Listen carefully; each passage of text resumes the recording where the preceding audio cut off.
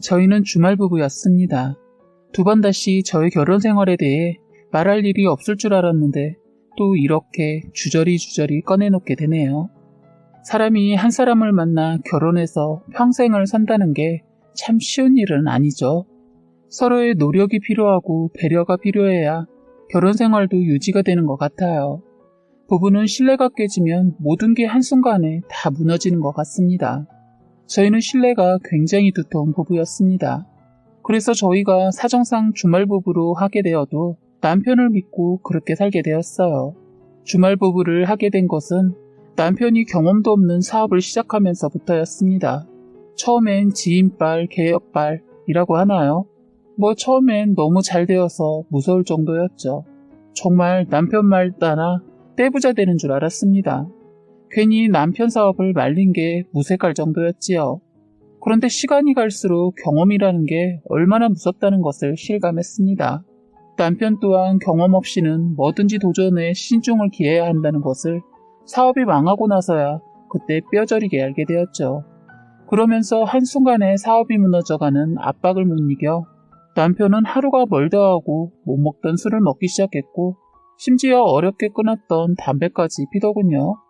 옆에서 보기에도 너무 힘들었어요. 나중에는 결국 경제적으로 어려움을 겪기 시작했어요. 사실 남편이 무턱대고 사업을 시작할 수 있었던 것은 시부모님 두 분께서 워낙 아들아들 하셔서 남편이 해달라고 하는 것은 묻지도 따지지도 않고 정말 무턱대고 해주시는 분들이세요. 제가 봤을 때는 남편이 좀 경험을 쌓아서 했으면 하는데 시부모님들까지 으쌰으쌰 하니까 그거에 더 들떠서 일을 저지르더군요.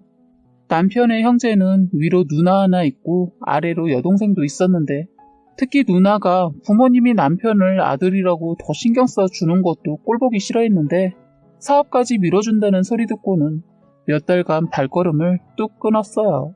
그래도 시부모님 두 분은 그런 거에 개의치 않았어요. 시어머니 하시는 말이 시누이 결혼할 때 섭섭지 않게 다 해줬다고 하더군요. 그런데 욕심이 하도 많아서 결혼했어도 친정부모 다 벗겨먹으려고 한다고 흉을 보시더라고요. 어쨌든 첫째 시누와는 사이가 안 좋고 그나마 막내 시누이는 그냥 그런데 이것도 돈에 발끈해서 자기 시집 보낼 돈은 남겨두고 오빠 밀어주라고 따지고 들더군요. 저희 시누이들도 남편도 부모님한테 바랄 땐 당연하다고 하는 행동들이 저는 이해가 안 되더군요. 저는 어렵게 시골에서 자라서 부모님 생각하면 마음이 저리고 시린데 이것들은 하나같이 이기적이더군요. 남편이 처음부터 저랬으면 저도 만나지 않았을 텐데 연애 때나 신혼 때는 그러지 않았거든요. 그런데 시부모님한테 재산을 상속받고 나서는 제가 그동안 봐왔던 사람 맞나 싶을 정도로 사치도 늘고 허세가 이걸 끝까지 살아 마라 할 정도로 변하는데 사람 한순간에 변하니까 정이 똑 떨어지게 되더군요. 제 기분에 상관없이 시어머니, 시아버지, 남편 이렇게 똘똘 뭉쳐서 사업을 시작했어요. 아버님, 부모님한테 물려받은 논이며 산 다 정리해서 딸들 몇 푼 떼주고 나머지는 남편한테 투자를 했어요. 그게 아주 큰 실수였지요. 아버님은 전 재산을 다 몰빵한 거죠. 남편이 아버님께 사업에 대해 설명을 드렸을 때 완전 획하게 설명하더라고요. 저도 솔깃할 정도였으니 기가 얇으신 아버님과 어머님, 남편한테 넘어갔죠. 남편이 영업 쪽에 일을 했던 사람이라 말이라면 끝내주거든요. 저도 어떻게 보면 그 말 잘하는 모습에 속아 결혼했어요. 그리고 시부모님들 부자인 거 몰랐고 시누이들 완전 개차반인 거 몰랐어요. 저에게 결혼 생활은 눈에는 보이지 않는 완전 동물의 왕국이었습니다. 서로 잡아먹히지 않으려고 하고 뺏기지 않으려고 안간힘을 쓰더군요. 아버님도 그동안은 움켜쥐고 사셨는데 친구가 아들한테 투자해서 재미를 톡톡히 봤다는 말을 듣고 아버님이 남편을 처음 꼬드겼고 남편은 잘 다니던 회사 그만둬버리고 사업에 몰두를 했어요. 그러더니 갑자기 큰돈이 생기니까 욕심을 부리고 더 재산을 늘려보려고 했던 거죠. 아버님은 노후를 조금 더 즐기면서 편하게 지내시려는 마음에 있는 거 다 투자했는데 그만 남편의 사업에 문제가 생기면서 아버님은 그 충격에 쓰러지고 말았어요. 다행히 위기를 넘겨서 거짓말로 사업이 잘 되고 있다고 했는데 거짓말로 끝까지 아버님을 속일 수가 없었어요. 결국 모든 게 거짓인 걸 아시고 또 쓰러지고 말았어요. 그런데 이번엔 다시 일어나지 못하시고 돌아가시게 되었어요.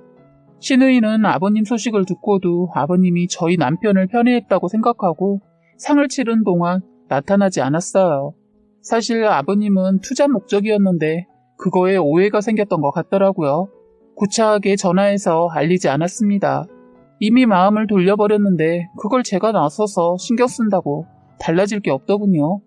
그렇게 저희는 아버님 상을 치르고 시부모님 집도 넘어가게 되었는데 다행히 저희 집은 건질 수 있어서 결국 저희 집에서 함께 합가를 하게 되었어요. 저의 고난의 시작은 이제부터였던 것 같습니다. 결혼해서 하루를 어머니와 온종일 있어본 적이 없었는데 처음으로 같이 있는데 왜 그렇게 숨이 막히던지 미쳐버리는 줄 알았습니다. 그리고 하나같이 다들 집순이라 새끼를 다 챙겨야 했어요.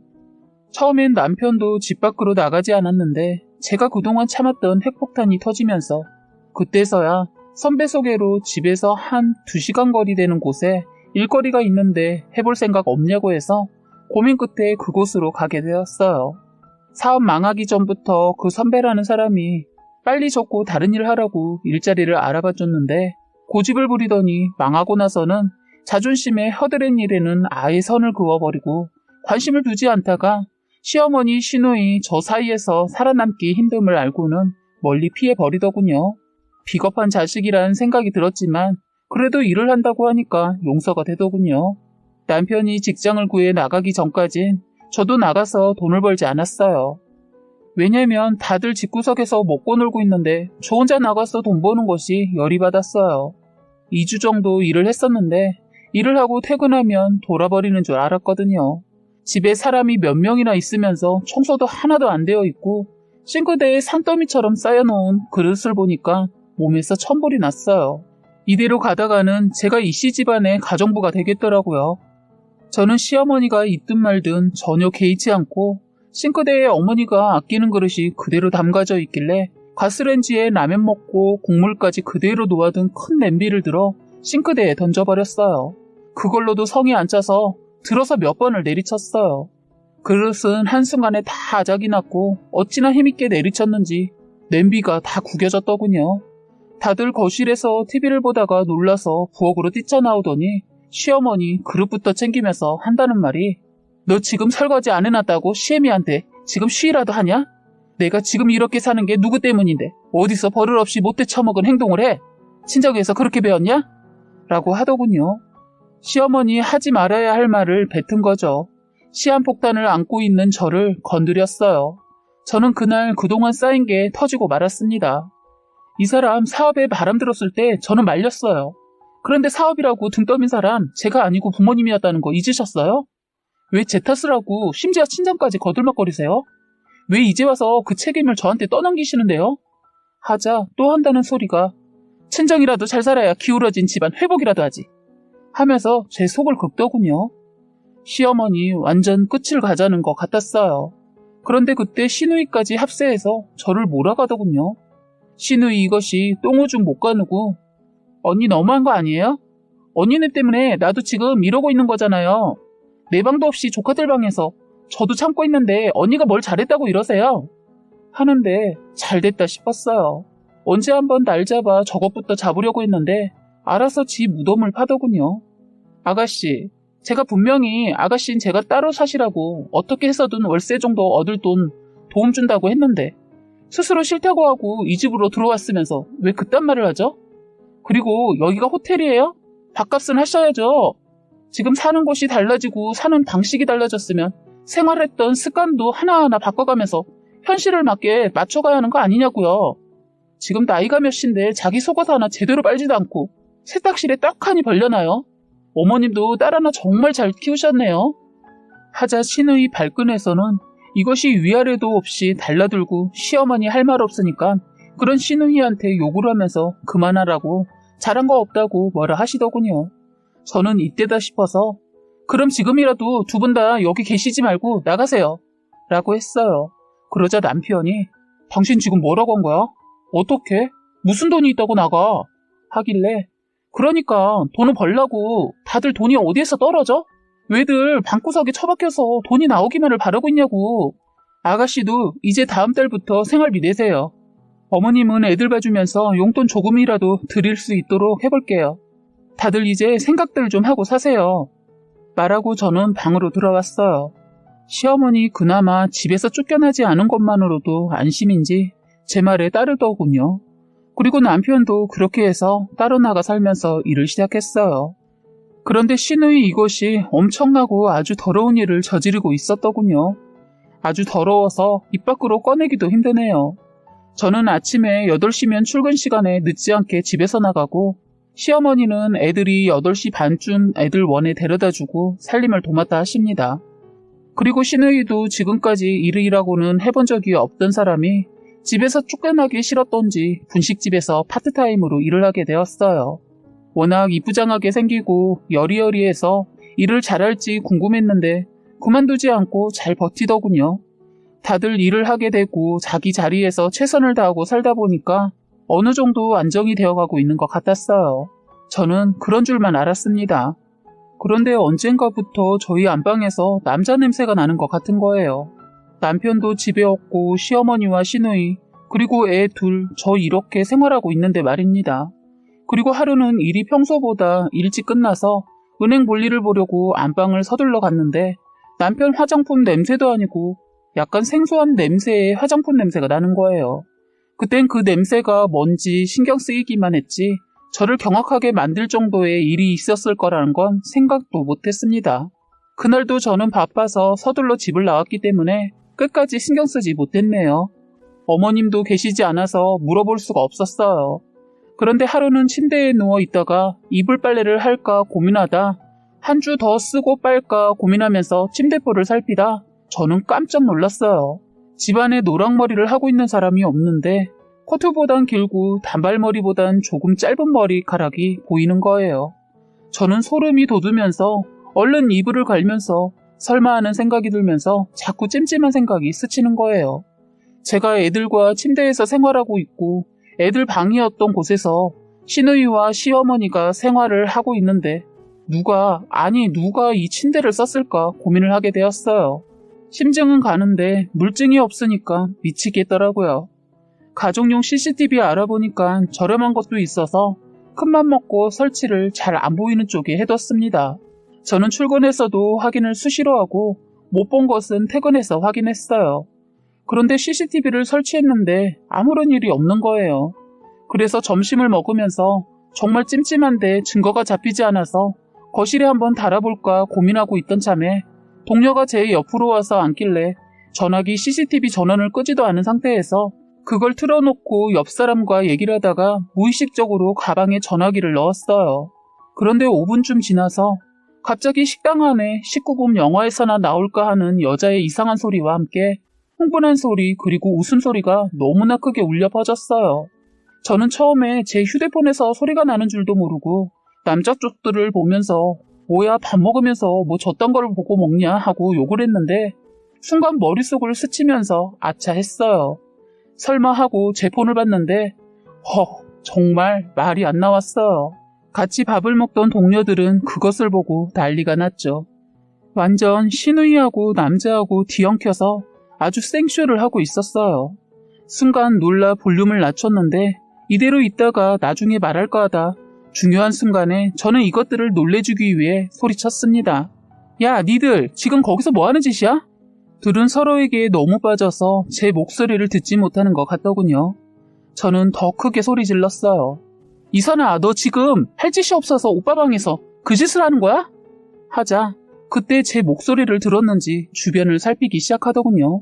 아무래도 CCTV를 찾는 것 같았어요. 시누이 이것은 실오라기 하나 걸치지 않은 상태에서 그것을 발견하고는 방바닥에 내동댕이 치는지 순간 화면이 정지가 되었어요. 저는 이미 녹화를 다 시켰는데 그것까지는 몰랐던가 봐요. 제 동료들은 저보고 머리 잘 썼다고 하면서 아주 보기 좋게 한 방 먹였다고 자기들이 더 속 시원하다고 하더군요. 그 노랑머리 정체는 바로 시누이와 함께 있던 놈 거였어요. 시누이 이것이 그동안 남자를 집으로 불러들여 제 침대에서 그 짓을 했던 거였어요. 시어머니 시장을 가거나 아무튼 집을 비운 사이에 와서 그것도 제 방에서 그딴 짓을 했다는 게 아주 더럽고 불결했어요. 저는 일을 끝내고 서둘러 집으로 갔는데 아가씨는 없었어요.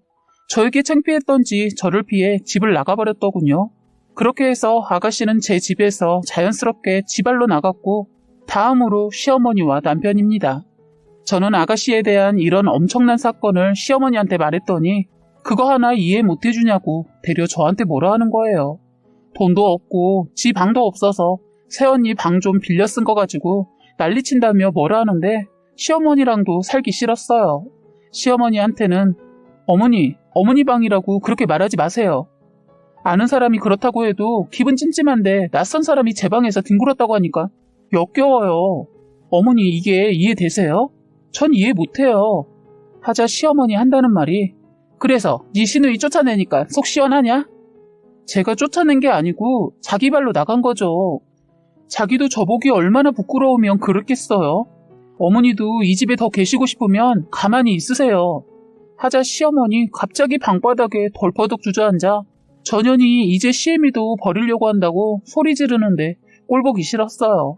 저는 다음날 애들 어린이집에 보내고 지인한테 픽업도 부탁하고 서둘러 남편한테 알리기 위해 출발했습니다. 때마침 쉬는 날이기도 해서 말도 없이 남편이 지내고 있는 곳에 갔어요. 그런데 그날 저는 남편의 배신의 끝을 경험하게 되었습니다. 저는 거의 집 앞에 도착해서 퇴근 전인 남편에게 뭐라도 해놓고 기다리고 있으려고 전화를 했더니 남편이 반가운 목소리보다 너무나 놀라면서 저를 자기 회사 쪽으로 오라고 하더군요. 조퇴를 할 수도 없다면서 저보고 와서 퇴근 시간 기다렸다 같이 밥 먹고 들어가자고 하는데 저는 그냥 남편이 혼자 지내고 있는 곳 가서 좀 치워주고 쉬고 싶었어요. 말은 알았다고 말하고 물건만 거실에 두고 가겠다고 말하고 문을 열었는데 예민해서 그런지 냄새를 잘 맡는 제 코에 여자 향수 냄새가 났어요.